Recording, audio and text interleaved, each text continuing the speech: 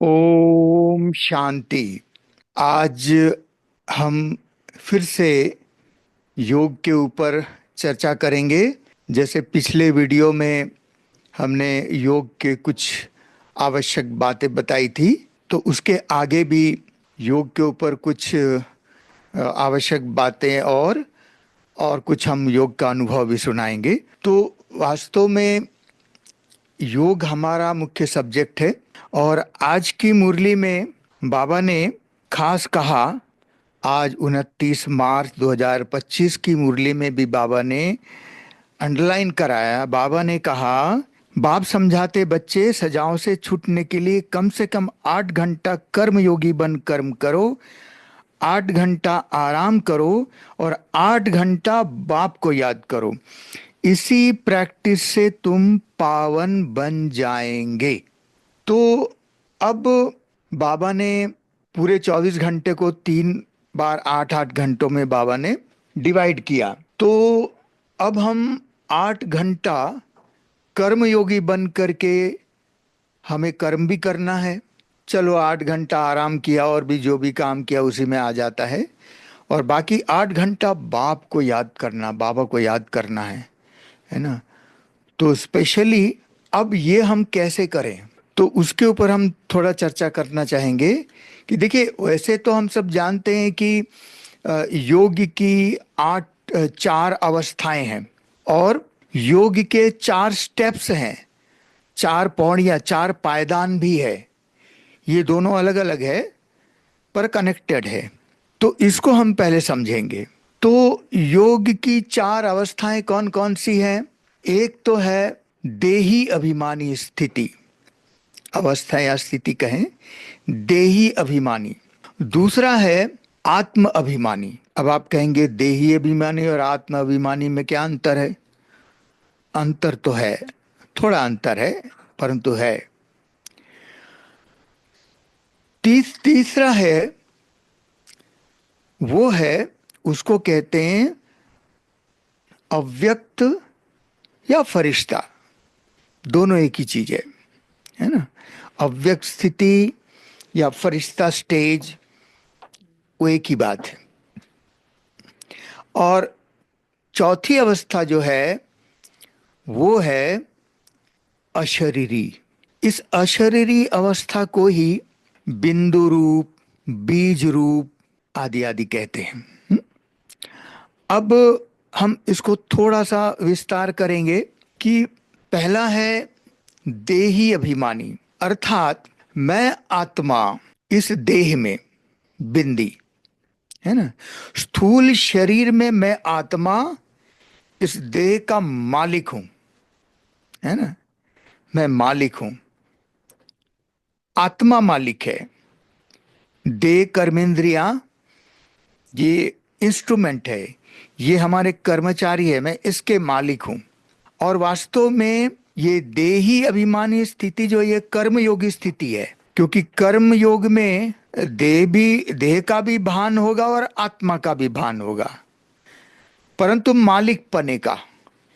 मैं मालिक इस कर्मेंद्रियों द्वारा, मैं आत्मा कर्म कर रही हूं। ये तो अब समझाते हैं। तो ये है देही अभिमानी। अब आत्म अभिमानी स्थिति, इसमें क्या अंतर है? आत्म अभिमानी स्थिति का मतलब होता है आत्मा पर ही फोकस करना। मैं आत्मा देह में तो हूं, पर आत्मा पर फोकस करना, कंसंट्रेट करना, उसी पर ही चिंतन करना, है ना। और उसी स्थिति में टिकना। जैसे मान लीजिए, हमेशा तो कर्म नहीं करते ना, कभी भी थोड़ा फुर्सत मिले, या जैसे मान लीजिए ट्रैफिक कंट्रोल हो रहा है ना, या हम फुर्सत में हम बैठे हैं बाबा की याद में, उस समय मैं देह हूं ही नहीं, मैं आत्मा ही हूं। तो इस उस समय आत्मा को फोकस करना। और मैं आत्मा परमात्मा, शिव परमात्मा की संतान हूं, मैं उनका बालक हूं, उनका बच्चा हूं। ये अंतर है। देही अभिमानी मतलब मैं मालक हूं, और आत्माभिमानी मतलब मैं बालक हूं, शिव बाबा का बालक हूं। तो ये अंतर है। मालक बन के कर्मेंद्रियों द्वारा कर्म करना, ये कर्मयोगी। तो कर्मयोगी बनने के लिए ये देही अभिमानी स्थिति आवश्यक है। और जब भी हमको फुर्सत मिले, ट्रैफिक कंट्रोल आदि कर रहे हैं, तो मैं आत्मा हूं, बस आत्मा समझ करके बाबा को याद। उस समय देह की बात नहीं, आत्मा, परमात्मा की संतान, मैं बाबा का बच्चा हूं। तो ये है देही अभिमानी और आत्म अभिमानी स्थिति में अंतर। अब तीसरी अवस्था जो है वो हमने कहा अव्यक्त या फरिश्ता। फरिश्ता माना मैं सूक्ष्म शरीर में मैं आत्मा, लाइट की बॉडी, उसको हम इमर्ज करें। बॉडी यही है परंतु वो लाइट की बॉडी है, सूक्ष्म शरीर है, और उस सूक्ष्म शरीर में मैं आत्मा। जैसे देह अभिमानी मतलब स्थूल शरीर में मैं आत्मा, तो फरिश्ता माना सूक्ष्म शरीर में मैं आत्मा। यह है अव्यक्त स्थिति। अब अशरीरी, ये है परम धाम की स्थिति। जब हम बुद्धि से परम धाम को इमर्ज करते हैं, आत्मा, हम जब योग करते हैं तो आत्मा शरीर छोड़ के परम धाम जाती नहीं है, पर परम धाम को हम यहां इमर्ज करते हैं, है ना। बुद्धि रूपी नेत्र से परम धाम को देखते हैं और इमर्ज करते हैं, और उसमें मैं बिंदी आत्मा, जितना समय तक हम मन बुद्धि को वहां टिका सके। ये चार अवस्थाएं योग की होती हैं, ये तो हम सब जानते हैं। अब हम आपको ये बताना चाहेंगे कि योग के 4 स्टेप्स भी होते हैं, 4 पौड़ियां, 4 पायदान। वो क्या है? पहला स्टेप है, उसको कहते हैं मनन। मनन का अर्थ होता है अपने आप से बात करना। ये अपने आप से बात करना, अपने लिए फुर्सत निकाल करके अपने आप से बात करना, अर्थात जैसे उसको दूसरे शब्दों में हम ये भी कह सकते हैं कि मनन का मतलब, जो सवेरे हमने बाबा की मुरली सुनी या जो भी ज्ञान की क्लासेस आदि सुनी, बाबा की मुरली सुनी, तो उस मुरली जो बाबा ने हमको पढ़ाया, सुप्रीम टीचर ने जो हमको पढ़ाया, उस पढ़ाई को स्वयं ही अपना टीचर बन करके पढ़ाना, अपना टीचर बन करके खुद को ही पढ़ाना, इसी को कहते हैं अपने आप से बात करना। जब तक हम अपना टीचर बन करके खुद को नहीं पढ़ाएंगे, तब तक वो सुप्रीम टीचर ने जो हमको पढ़ाया वो अंदर जाएगी नहीं। तो इसको कहते हैं मनन।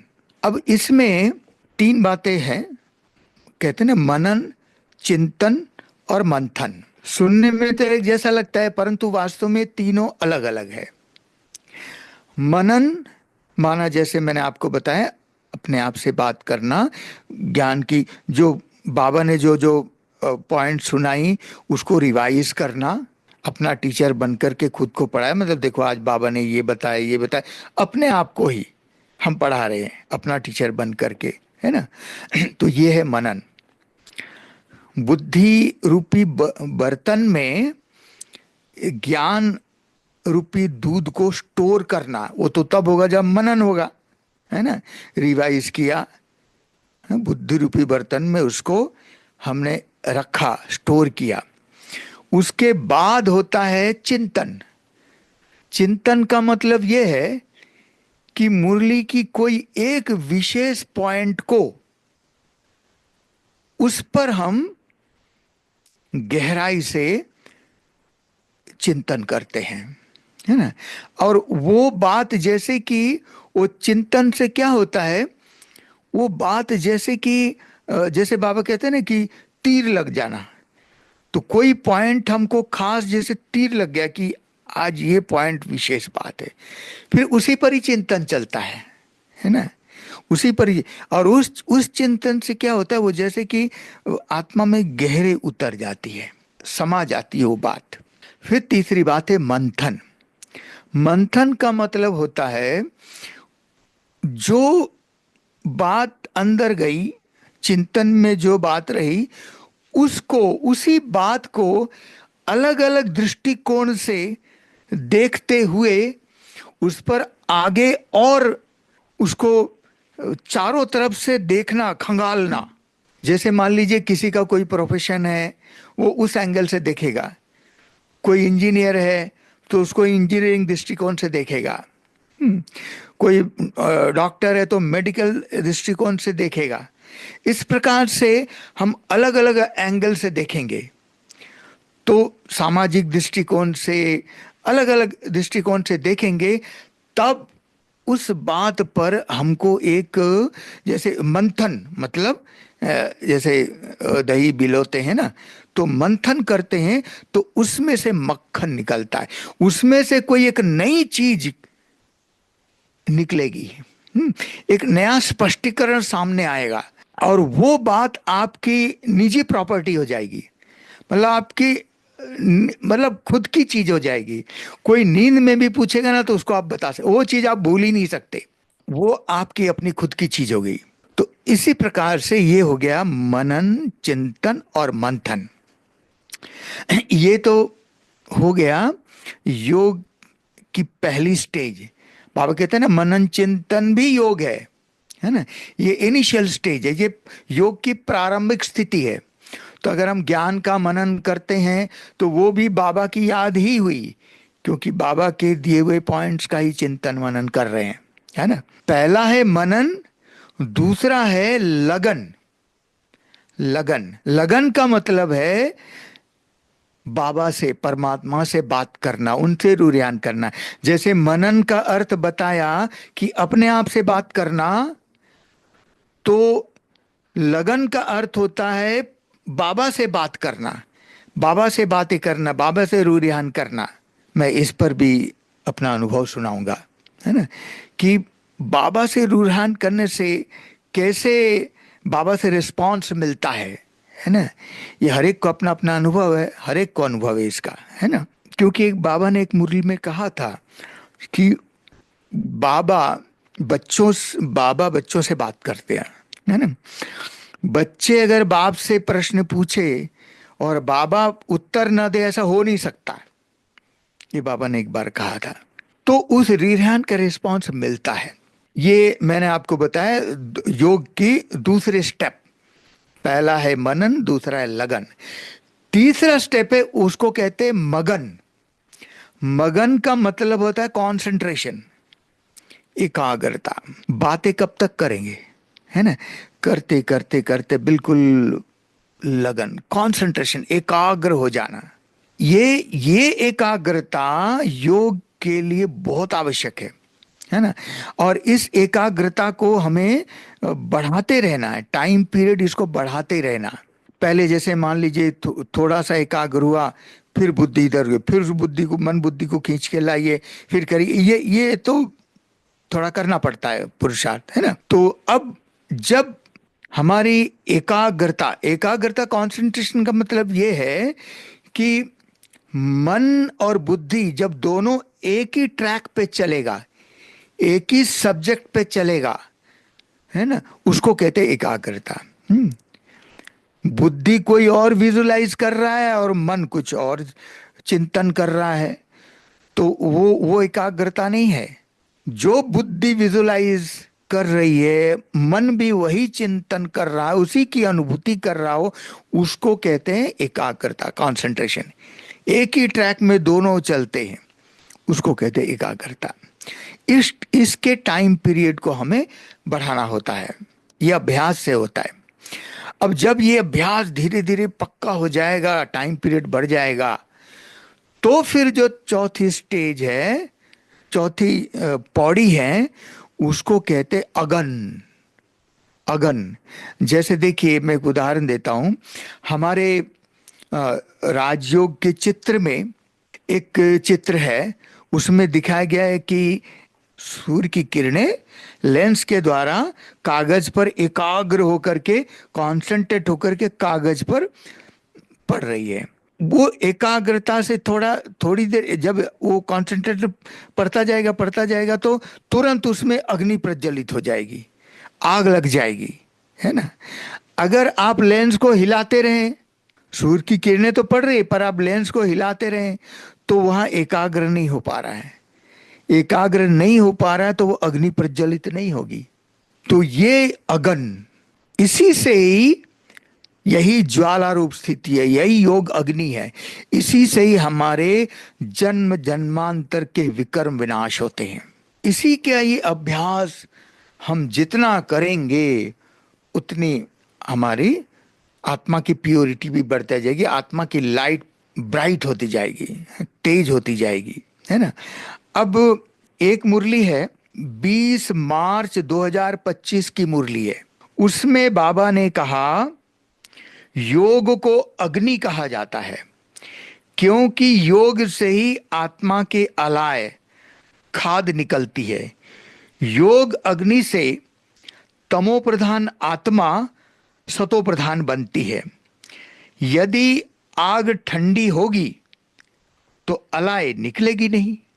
देखिए, बाबा कह रहे हैं कि इस अग्नि को प्रज्वलित करके रखना है। अगर ये अग्नि ठंडी हो जाए तो फिर वो अलाय निकलेगी नहीं। तो योग अग्नि, इसको हमें प्रज्वलित किए हुए रखना है। एक अव्यक्त वाणी है, वो है 3 फरवरी 2003 की अव्यक्त वाणी है। ब्राह्मणों के दृढ़ संकल्प में बहुत शक्ति है। अगर ब्राह्मण दृढ़ संकल्प करे तो क्या नहीं हो सकता, सब हो जाएगा। सिर्फ योग को ज्वाला रूप बनाओ। बाबा कहते हैं केवल योग को ज्वाला रूप बनाओ, है ना। बाबा कहते हैं सब हो जाएगा, सिर्फ योग को ज्वाला रूप बनाओ। तो अब हमें इस योग को ज्वाला रूप बनाना है, तो इसी का ही हमको पुरुषार्थ करना है। अब वैसे तो योग की ये मूलभूत बातें हैं, हम सभी ब्राह्मण योगी हैं, सबके अनेक अलग अलग अनुभव भी होंगे। तो मैं इस पर व्यक्तिगत अनुभव सुनाता हूँ योग के। जैसे मैंने रूह रेहान की बात की, हम बाबा से जब रूह रेहान करते हैं तो बाबा कैसे रिस्पॉन्स करते हैं, है ना। बहुत वंडरफुल एक्सपीरियंस है। अभी जैसे भी कोरोना काल हुआ, कोरोना काल आया, उसका अनुभव तो सबको है। तो उस समय हमारे ज्ञान सरोवर में डॉक्टर निर्मला दीदी जी उस समय थी। तो डॉक्टर निर्मला दीदी ने सबको कहा कि सबको वैक्सीन लगाना है ना, सबको वैक्सीन लगाना है। तो कुछ कुछ नंबर्स लगते थे कि आज इतने लोग जाएंगे, फिर अनाउंस होता था कि आज इतने इतने लोग जाएंगे। तो फिर मेरा नंबर आया कि आज मुझे जैसे जाना है। मतलब एक दिन पहले अनाउंस हो जाता था और लिस्ट भी लगी रहती थी कि ये जाना है। तो उस दिन अमृत वेले मैंने योग के समय, योग करने के बाद मैंने बाबा से रूह ध्यान किया। मैंने बाबा को कहा, बाबा आज तो मुझे वैक्सीन लगाने जाना है ना, आज मेरा नंबर है। तो बाबा ने मुझे कहा आपको वैक्सीन नहीं लगाना है। मैंने कहा ठीक है बाबा। तो मैं थोड़ा सा सोच रहा था कि बाबा ने मना किया तो फिर मैं क्यों लगाने जाऊं, पर मेरा नंबर है। तो फिर बाबा ने तुरंत कहा कि बच्चे बाबा आपके साथ है ना, आपको क्या चिंता है। बस मैं निश्चिंत हो गया, बाबा मेरे साथ है, मुझे क्या चिंता है। बस ये तो बस एक बाबा ने मंत्र दे दिया, बाबा मेरे साथ है। बाबा ने खुद आगे होके कहा, बस मैं नहीं गया लगाने। हम्म? उसके बाद ड्रामानुसार वो कोरोना काल उस समय हल्का भी हो गया था। पहले तो जिस समय था उस समय तो न किसी को ना आना न किसी को जाना, है ना, ऐसा था। फिर बाद में ये सब हो गया, मैंने नहीं लगाया। तो ये एक रिस्पांस, हम कुछ भी आज मुझे क्या क्या करना है या क्या प्रोग्राम है, अमृत वेले हम बाबा को बता देंगे तो बाबा हमको आवश्यक गाइडलाइंस देते हैं। और मेरा अनुभव यह है कि कहीं भी मुझे कोई प्रॉब्लम नहीं आया, कोई प्रॉब्लम नहीं आया। हमको सेवा में भी जाना हुआ कहीं भी तो अच्छा, फिर वो टेस्ट करते थे तो हर टेस्ट में मेरा नेगेटिव, हर चीज में नेगेटिव, तो कोई दिक्कत नहीं, है ना। तो वास्तव में हमारा जब संबंध बाबा से अटूट होता है ना, और बाबा से संबंध निभाते हैं। निभाने का मतलब बाबा से हर बात पूछना, करना, लेन देन। निभाने का मतलब क्या, यही तो है ना। बाबा हमको आवश्यक गाइडलाइंस देते हैं, है ना। ऐसे अनेक अनुभव है। मैं एक जो हमारा ब्राह्मण जीवन के, योगी जीवन का जो सबसे श्रेष्ठ अनुभव है ना, वो मैं दो अनुभव मैं आपको सुनाना चाहता हूँ। अभी देखिए, बहुत पुरानी बात है वैसे, पर वो कुछ एक लेटेस्ट बात, एक पुरानी बात, दो अनुभव मैं सुनाऊंगा। ऐसे तो अनेक अनुभव सबको है ना। तो उसमें से मैं आपको सुनाता हूँ। वो ये है कि ज्ञान सरोवर में जब हम यहाँ आए, तो यहाँ पर मैं 93 में आया। 1993 में दादी जी ने यहाँ बुलाया। उससे पहले मुझ आत्मा को इंदौर जोनल हेडक्वार्टर में 10 वर्ष वहाँ समर्पित रूप से सेवा करने का चांस मिला।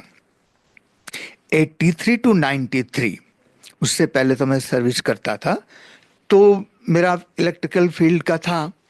तो उस समय जब मैं समर्पित होने के लिए आया, हुआ ये कि मैं तो वहाँ पर भिलाई में एसीसी सीमेंट जामुल में, वहाँ मैं एसीसी सीमेंट में सर्विस करता था। और करते करते फिर जब सेवा केंद्र खोलने का सारी सेवाएं प्रारंभ हुई, तो उस समय मुझ आत्मा को उसमें सेवा करने का चांस काफ़ी मिला। इसी बीच में इंदौर जोनल हेडक्वार्टर का मकान बनना शुरू हुआ था। जमीन ली गई थी और मकान बनना शुरू हुआ था। तो मुझ आत्मा को ऑफर आया कि आपको यहाँ आना है विद बैग एंड बैगेज।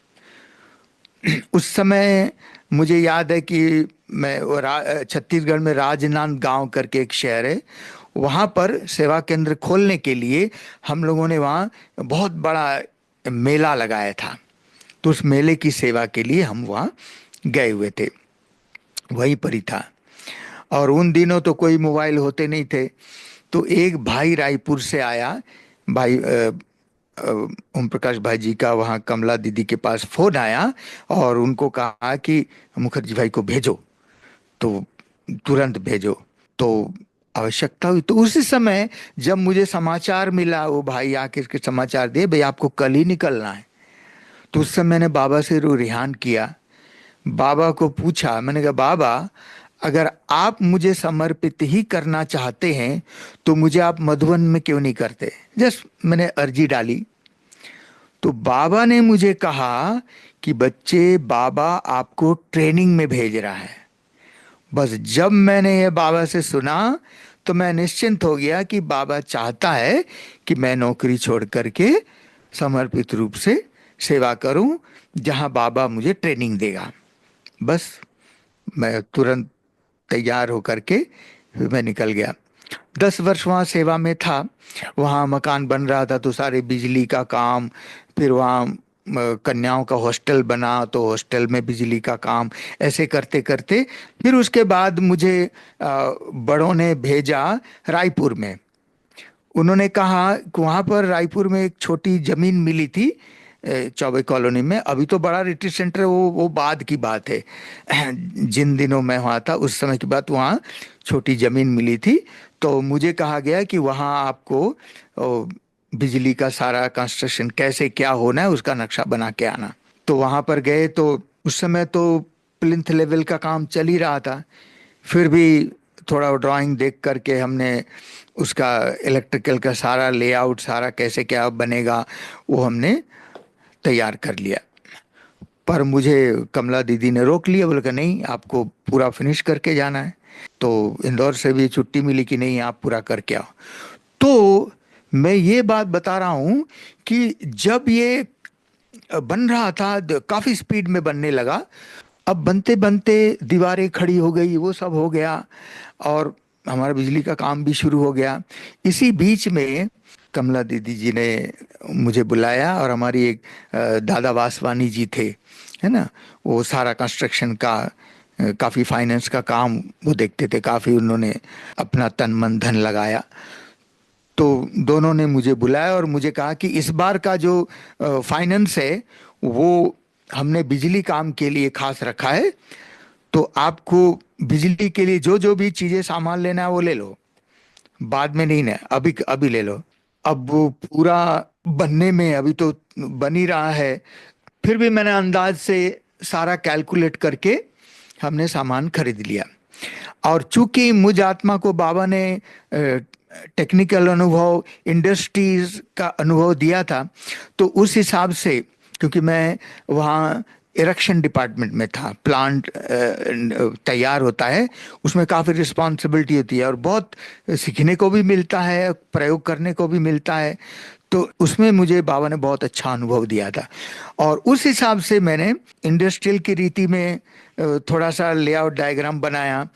क्योंकि अक्सर करके क्या होता है कि हमारे सेंटरों में जो हॉल बनता है वही म्यूजियम भी होता है ना। और जहाँ पर स्टेज होता है उसी के बाजू में लाइट एंड साउंड कंट्रोल होता है और सारे कंट्रोल, और एक टू वे स्विच देते हैं कि ताकि बहनें आ करके जला सके। और परंतु होता क्या है कि अगर इधर देते हैं तो हमने सोचा कि प्रॉब्लम हम खत्म करेंगे, क्योंकि अगर सारे स्विचेस इधर दें एंट्रेंस में, तो किसी को पंखा चाहिए तो सफेद लाइट जला देता है, तो वो डिस्टरबेंस होता है।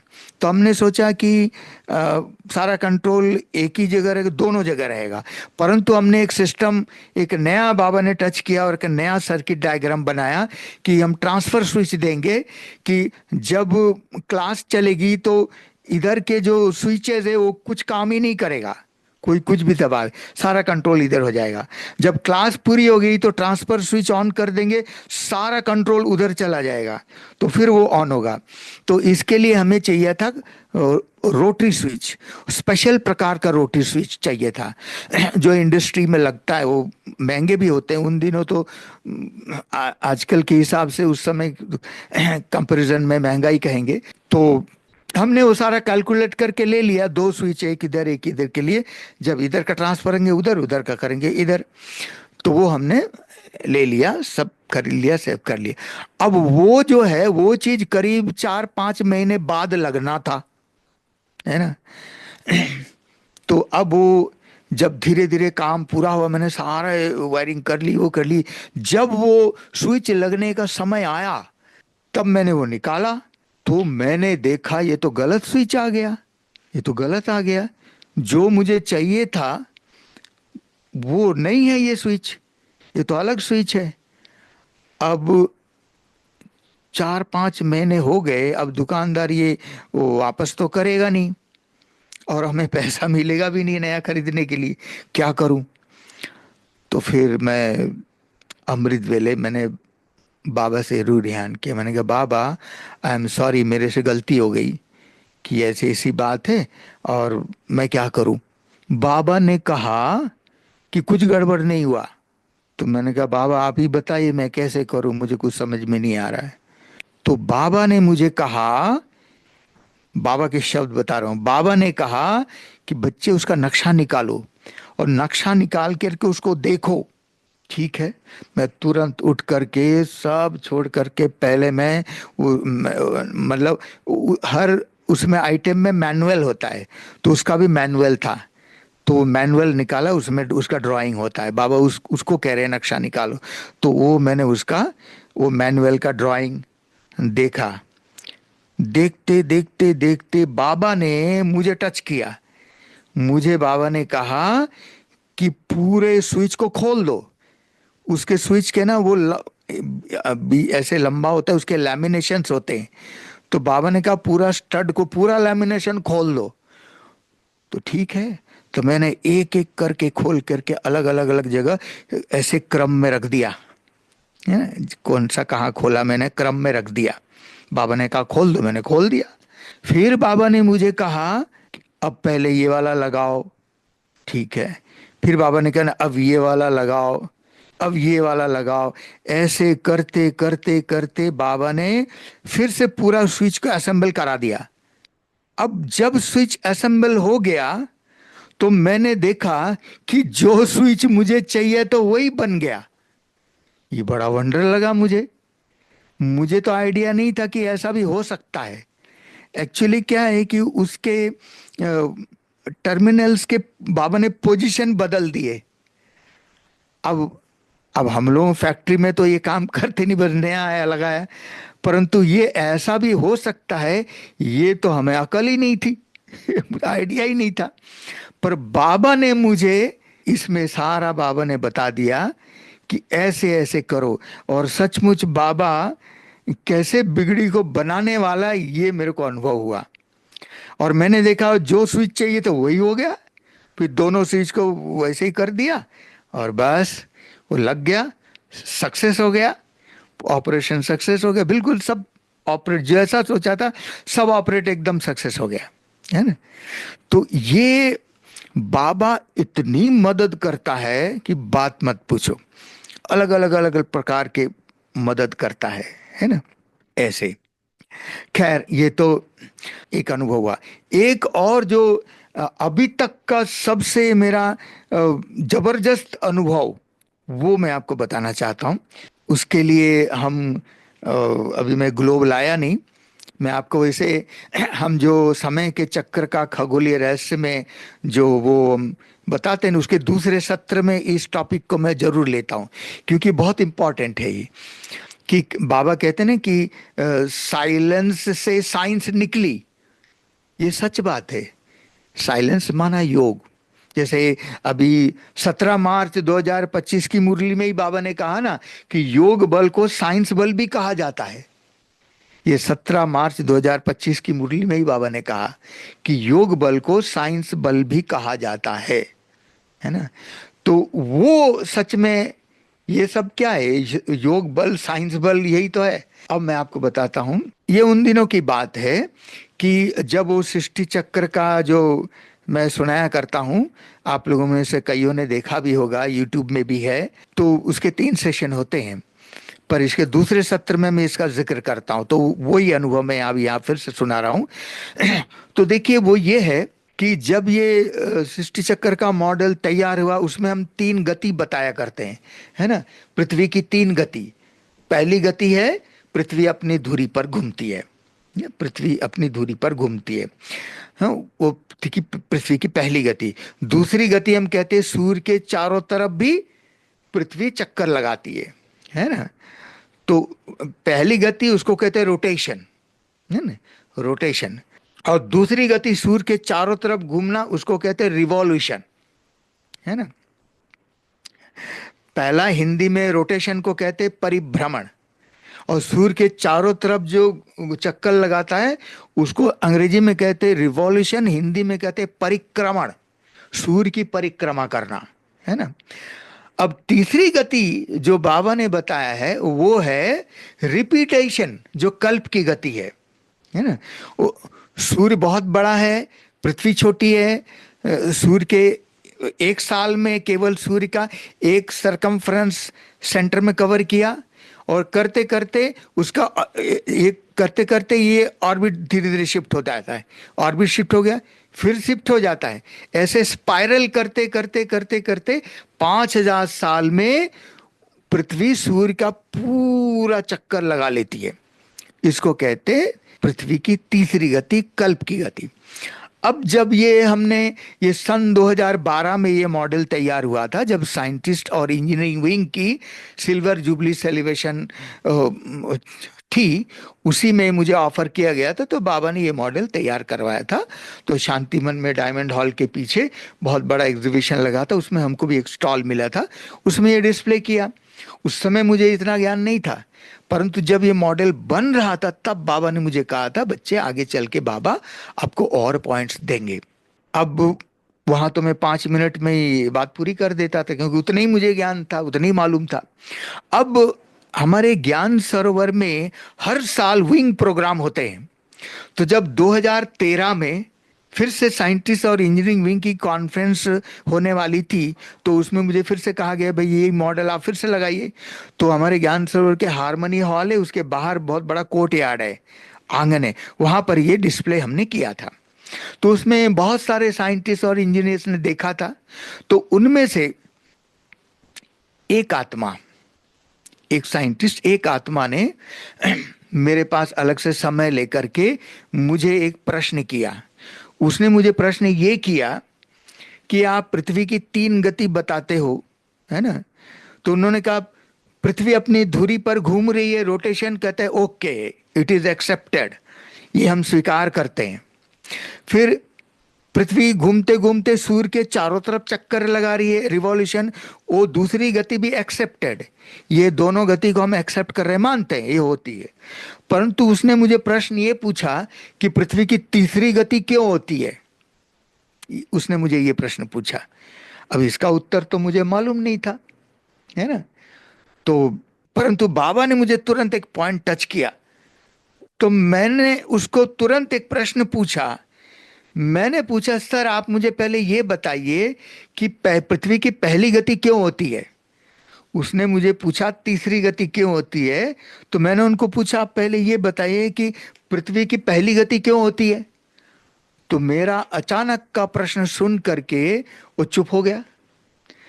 काफी देर चुप रहने के बाद उसने मुझे जवाब दिया। उसने कहा इट इज नेचुरल। वो कहता है ये नेचुरल है। तो जब ये पृथ्वी की पहली गति नेचुरल है तो सारी गति नेचुरल हो गए, तो प्रश्न समाप्त हो गया। परंतु मेरी बुद्धि में ये फिट बैठ गया कि भाई उसने प्रश्न तो ठीक पूछा है ना, प्रश्न उसने ठीक पूछा है। क्योंकि इस सृष्टि पर बिना कारण का कुछ नहीं होता है ना। क्योंकि ये दुनिया cause and effect, action and reaction, effort and result की दुनिया है। इस सृष्टि पर बिना कारण का कुछ भी नहीं था।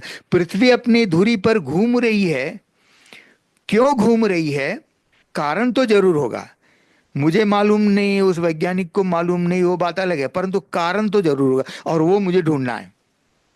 और सबसे मजे की बात है, इंटरेस्टिंग बात यह है, विज्ञान के इस क्षेत्र में अभी तक इसकी खोज ही नहीं हुई है। वैज्ञानिक लोग ये तो जानते हैं, मानते हैं कि पृथ्वी अपनी धुरी पर घूम रही है, सूर्य के चारों तरफ भी चक्कर लगा रही है, परंतु क्यों हो रही है ये किसी को मालूम नहीं, क्योंकि इस पर खोज ही नहीं हुई है। इस खोज में किसी को सफलता अभी तक मिली नहीं है। अभी तक इसके बारे में किसी को पता नहीं, और मुझे इसका उत्तर चाहिए। तो हमने डिसाइड कर लिया, हमने ठान लिया कि मैं बाबा से पूछूंगा।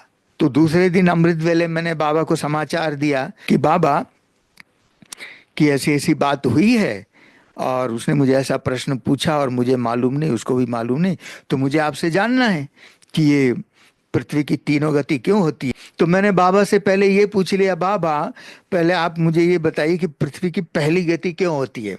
अब मेरा बाप है ना, हम तो उसी से पूछेंगे ना, हमारा अधिकार है। तो मैंने कहा बाबा पहले आप मुझे ये बताइए कि पृथ्वी की पहली गति क्यों होती है। तो बाबा ने एक ऐसा वंडरफुल जवाब दिया जो मैं सोच भी नहीं सकता था। बाबा ने कहा, बच्चे ये फ्लेमिंग्स लेफ्ट हैंड रूल के कारण होता है। Fleming's left hand rule. तो जब बाबा ने ये कहा तो मेरा दिमाग ठनका कि मैंने ये पढ़ा तो हुआ था, जब मैं पढ़ता था, है ना, स्टडी करता था, तब मैंने ये पढ़ा हुआ था कि फ्लेमिंग्स नामक वैज्ञानिक ने 2 रूल का आविष्कार किया है। परंतु मैं भूल चुका था, क्योंकि इतने समय बाद, पर धुंधला धुंधला याद तो था पर स्पष्ट नहीं था। उसके पोस्चर याद थे पर वो मुझे पूरा स्पष्ट नहीं हो रहा था। तो इसीलिए जवाब तो मिला पर समझ में ही नहीं आया। फिर तुरंत क्या हुआ कि बस अमृत बेला पूरी करके, मुरली क्लास पूरी करके, है ना, नाश्ता करके सीधे मैं हमारे ज्ञान सरोवर के जो इंटरनेट ऑफिस है उस समय वहां भागा। वहां पर मैंने गूगल में सर्च किया फ्लेमिंग्स लेफ्ट हैंड रूल। उसको मैंने 2-3 बार पढ़ा, फिर उसको मैंने ग्लोब पे, पृथ्वी में उसको हमने अप्लाई किया, और तब मुझे समझ में आया कि सच में यही एकमात्र कारण है जिसके कारण पृथ्वी अपनी धुरी पर घूमती है, और पृथ्वी अपने धुरी पर एंटी क्लॉकवाइज ही हमेशा क्यों घूमती है ये भी समझ में आ गया। वो मैं आपको शेयर करता हूं। देखिए, फ्लेमिंग्स नामक वैज्ञानिक ने 2 रूल का आविष्कार किया है। एक ये पोस्चर है, ये पोस्चर है ना, और राइट हैंड रूल उसका ये पोस्चर है। है ना ये। तो अब बाबा ने लेफ्ट हैंड रूल कहा। फ्लेमिंग्स के लेफ्ट हैंड रूल के सिद्धांत के आधार पर बिजली की मोटरें चलती है, और राइट हैंड रूल के सिद्धांत के आधार पर बिजली पैदा होती है। पर बाबा ने लेफ्ट हैंड रूल कहा। अब लेफ्ट हैंड रूल में फ्लेमिंग्स ये कहता है कि ये जो ये पोस्चर है इसका, है ना ये, तो वो कहता है कि ये जो left hand index finger, if the बाएं हाथ की ये तर्जनी उंगली, if this is the direction of magnetic field, ये बाएं हाथ की तर्जनी उंगली, if this is the direction of magnetic field, और ये middle finger, if this is the direction of current flow, ये चुंबकीय शक्ति की प्रवाह की दिशा हो और ये करंट फ्लो की दिशा हो, और जब दोनों ऊर्जा एक दूसरे को इस रीति से काटेगी तो एक तीसरा फोर्स अपने आप क्रिएट होगा, वो मैकेनिकल फोर्स होगा, है ना। ये उसका सिद्धांत है। अब हमने अभी मैं ग्लोब तो लाया नहीं, मेरे को उतना ध्यान नहीं था, तो मैं आपको इमेजिन करो ये ग्लोब है ना, पृथ्वी है ना। तो अब हमारी पृथ्वी एक बहुत बड़ा चुंबक है, और उस चुंबक का जो नॉर्थ पोल है पॉजिटिव चार्ज है, साउथ पोल उसका नेगेटिव चार्ज है। तो उसका जो मैग्नेटिक फील्ड का फोर्स होगा वो पॉजिटिव टू नेगेटिव अंदर अंदर जाएगा, है ना। और हर चीज का एक सर्किट कंप्लीट होता है, क्योंकि सृष्टि का एक यूनिवर्सल लॉ है, everything complete its own circuit. तो इसका भी सर्किट कंप्लीट होगा। तो नॉर्थ पोल से अंदर अंदर साउथ पोल में, क्योंकि मटेरियल उसके लिए कोई बैरियर नहीं है, सूक्ष्म चीज है, फिर साउथ पोल से बाहर निकल करके फिर पृथ्वी के कर्वेचर में मुड़ते मुड़ते फिर से वो नॉर्थ पोल में आएगा और इसका सर्किट कंप्लीट होगा। और परंतु ये सर्किट तो चारों तरफ होगा, ऑल अराउंड एंड कांस्टेंट, है ना। अब हम आत्मा है तो पृथ्वी के सरफेस में रहती है, तो बाहर क्या हो रहा है उसको समझा जा सकता है, अंदर का तो समझ में नहीं आएगा, तो हम बाहर का ले लेते।